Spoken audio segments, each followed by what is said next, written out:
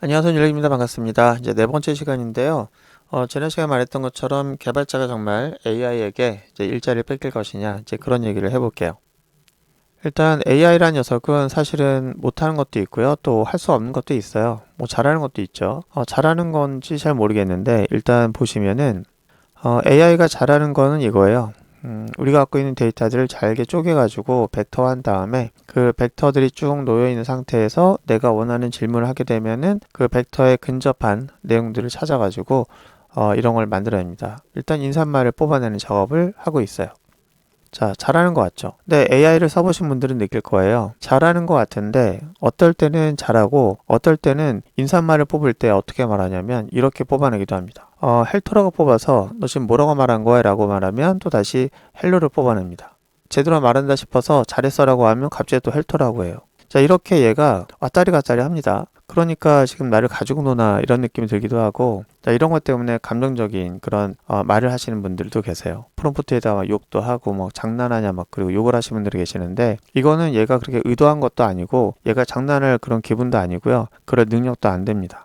전에 말씀드렸지만 저희는 수많은 그런 단어들이 있거나 또는 기호들이 있으면 그런 것들을 이제 저희가 저장할 때 어떻게 저장하냐면은 수많은 카테고리에 준해서 그런 카테고리에다가 이제 점수를 매겨가지고 얘를 저장하게 돼요. 그래서 저희가 이렇게 저장된다고 말씀드렸는데 우리가 흔히 이제 개발자 또는 소프트웨어 개발자들은 차원이라는 말을 어떻게 생각하냐면 여기에 있는 것들이 1차원이고 그것들을 그룹해 놓은 녀석이 이제 2차원이고 그런 그룹들을 또 그룹하게 되면 이게 3차원이고 그 그룹들을 그룹한 거 4차원 이렇게 생각하는데 그래서 그룹에 대한 레벨을 이제 차원이라고 하는데 데이터 과학자들은 또는 AI 개발자들은 차원은 그게 아니고 데이터의 요 각각의 변수들 이게 다 차원이에요. 그러니까 개발자 입장에서 보면은 얘는 4차원인데 AI 개발자들 또 데이터 다루시는 분들은 이게 수백 차원이 됩니다. 그러니까 현실적으로 우리가 수백 차원인데 요즘엔 수천 차원이 되고 있거든요. 왜 그렇게 차원이 높아질까 이제 생각을 해보면 일단 여기에 있는 내용들이 다 이렇게 변수화 된 거예요. 이게 다 차원이에요.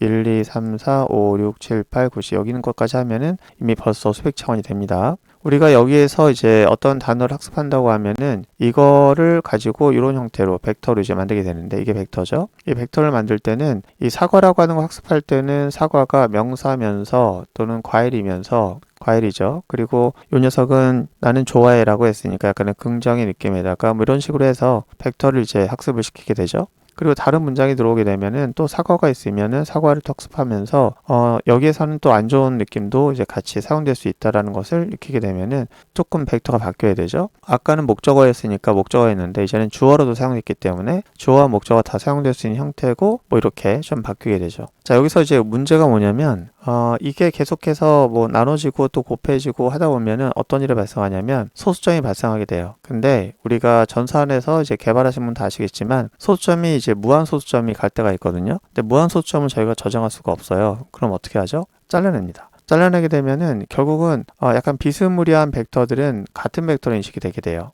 그쵸? 이게 만약에 0.57777 막 이런 식이었는데 0.57776789999 이렇게 된 녀석과 같은 벡터가 된단 말이죠. 그러니까 우리는 이게 미세하게 차이가 나는 것들은 AI는 구분하지 못하게 돼요. 일단 우리가 학습을 하게 되면 이렇게 벡터가 되는데 이 벡터가 되는 걸 우리가 임베딩 이렇게 얘기합니다. 임베딩 시키게 되면은 이렇게 벡터 값이 약간 미세하게 다른 녀석들은 같은 녀석이 되는 경우가 생기고 그리고 또 하나는 이제 데이터를 우리가 학습을 시킨 다음에 꺼낼 때 이렇게 질문하잖아요. 당신은 어떤 과일을 좋아하세요? 라고 하면 이것도 다시 임베딩 됩니다. 그러니까 질문도 임베딩 돼가지고 벡터한 다음에 그 벡터와 근접한 녀석을 찾아내게 돼요. 그때 제일 먼저 답을 해야 되니까 문맥을 가지고 찾아내게 되죠. 처음에 주어라고 한 녀석이면서 1인칭이면서 명사인 걸 찾아야 되잖아요. 그럼 나밖에 없어요. 나를 찾아요. 근데 문제는 우리가 현실적으로 보면은 어휘가 얘만 있는 게 아니라 이런 것도 있을 수 있잖아요. 저는 이렇게. 그럼 저라고 하는 녀석을 들어오게 되면은 전체적으로 보면은 저를 얘와 나와 구분할 방법이 없으니까 이렇게 해서 차원이 늘어나는 거예요. 변수가 늘어나면 차원이 늘어나는 거죠. 그러니까 자꾸 차원이 100개였다가 200개였다가 1000개였다 이렇게 되는 거죠. 그러니까 자꾸 GPU는 계속 필요한 거고, 갈수록 데이터가 많아지니까 갈수록 GPU가 필요한데 정말 이런 식으로 계속 개발하는 게 맞나 라는 생각을 하는 거죠. 어쨌든 저희는 저라는 녀석은 얘가 똑같지 않기 때문에 좀 차이가 있잖아요. 일단 명사라는 것과 뭐 주어면서 1인칭이라는 걸 알겠는데 여기다가 존칭 정도 해당되는 녀석이니까 평문과 달리 조금은 존칭에 해당되는 녀석으로 좀 나오겠죠. 그러면 벡터는 다 있다 하더라도 약간씩 좀 차이가 나는 부분도 있을 거예요. 그러면은 여기는 저를 뽑을까요? 나를 뽑을까요? 그렇죠. 일단은 사람들에게 욕먹지 않으려면은 저에다 가중치를 더 주겠죠. 그러면 저가 먼저 나올 거예요. 그 다음에 이제 나는, 저는 이렇게 나올 텐데 만약에 다음 단을 유추한다라고 하면은 그 유추하는 과정에서 우리는 확률이라는 것이 사용돼요. 그래서 이 다음에 올 게 이제 여러 개가 있다고 합시다. 뭐 2개가 올 수도 있고 뭐 100개가 올 수도 있는데 이게 많으면 정말 자연스러운데 이게 다음에 올 내용이 만약에 한정돼 있다. 2가지로. 그러면 이 둘 중에서 하나를 뽑아야 되는데 얘가 더 가깝거든요. 내가 원하는 그런 결과에 얘가 제일 가까워요. 그러면 우리가 AI가 아니라 데이터베이스라면 이거 다음에 무조건 얘가 나와야 돼요. 그럼 얘가 정답에 가깝거든요. 근데 AI는 여기다가 장난질을 치죠. 때로는 얘였다가 때로는 얘인 거예요. 근데 그게 사지선다형도 아니고 이지선다형이야. 그러면은 확률은 랜덤 값을 이용하게 돼 있는데 그 랜덤이란 녀석이 그것도 좀 문제가 되는 게 리얼 랜덤이 없어요. 아시겠지만 랜덤이라고 하는 것, 난수를 뽑아내는 그 코딩에서의 그런 함수는 거기에 슈도 랜덤이 되어 있어요. 슈도 랜덤. 슈도 랜덤에서 슈도라고 하는 거는 어떻게 보면 이제 가짜, 진짜 아니다 그런 뜻이에요. 그러니까 슈도 랜덤이니까 가짜 난수를 만드는데 그 난수는 밀리세컨드 단위의 어떤 현재 시간과 그 다음에 뭐 CD 값이 들어갈 수도 있고 그 다음에 수의 나열을 통해서 이제 쭉 만들어내는 거죠. 이제 그러다 보니까 여기서 이제 확률을 해가지고 뭔가 사람스럽게, 다시 가면은 사람은 아니고요. 사람스럽게 하기 위해서 확률을 가지고 랜덤 값을 가지고 얘를 뽑았다 하는 거 이렇게. 그러면 어떤 일이 발생하냐면 이제 처음에는 답을 잘 얘기했다가 나중에는 요 얘기를 잠깐 합니다. 그럼 그거 아니라고 하면 또 요걸 했다가 다음에 또 요걸 했다가 이렇게 되는 거예요. 그럼 얘가 약간 고장난 기계처럼 답이 이상하게 나오죠. 저를 가지고 노는 것 같기도 하고. 그게 왜 그러냐면 이것 때문에 그래요. 그러니까 우리가 원하는 건 답인데 그러면 똑같은 것을 말해주는 걸 하면 되는데 그러면 리얼리티가 떨어지니까 이게 로봇 같잖아요. 그러니까 사람 같지 않고 기계 같잖아요. 근데 사람 같게 만들고 싶은 게 AI 개발자들인 거예요. 그래서 AI 개발자들은 자꾸 지능이라고 하는 말을 붙이죠. 저는 절대 지능이라는 말을 붙이고 싶지 않은데 어쨌든 지능을 붙이다 보니까 사람들은 자꾸 혹하게 되는 거죠. 이거 정말 이래도 되는 건지 모르겠는데 가끔 그런 얘기를 합니다. AI가 이 세상을 망가뜨릴 수도 있다. AI가 사람을 죽일 수도 있다. 이렇게 얘기를 하는데 전 분명히 책임성을 줘야 된다 생각해요. AI가 그렇게 사람을 죽이는 일은 없어요. AI가 아니라 AI를 만든 개발자가 지구를 망가뜨릴 수 있습니다. AI를 만든 개발자가 이 사회를 잘못 만들 수도 있어요. 그러니까 만약에 지금 AI를 개발하신 분들이라면은 내가 지금 하고 있는 일에 대해서 면밀하게 따져보시고 정말 안전하게 만들어가는 게 좋지 않을까 생각을 합니다. 일단 우리는 2가지 선택지밖에 없으면 문제가 돼요. 더 많아지게 되면은 제가 속을 수도 있는데 선택지가 가끔 적은 경우에는 제가 이제 감정의 폭이 자꾸 오락내락 하는 경우가 생길 수 있죠.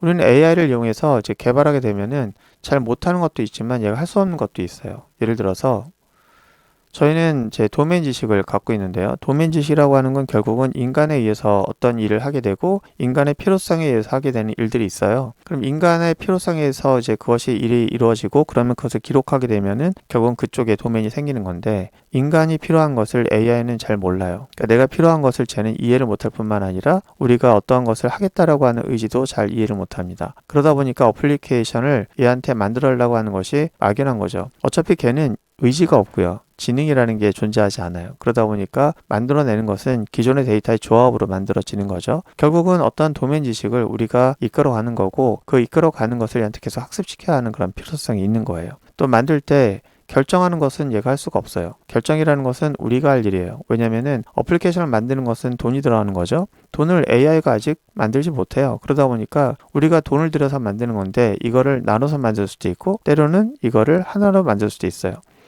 그거는 어쩌면 돈과 관련된 거고 기간과 관련된 거고 여러 가지의 이유가 있는 거잖아요. 내가 계속 앞으로 만들어서 수정해서 조금씩 수정해서 갈 거다라고 하면은 이걸 나누는 것이 좋을 거고요.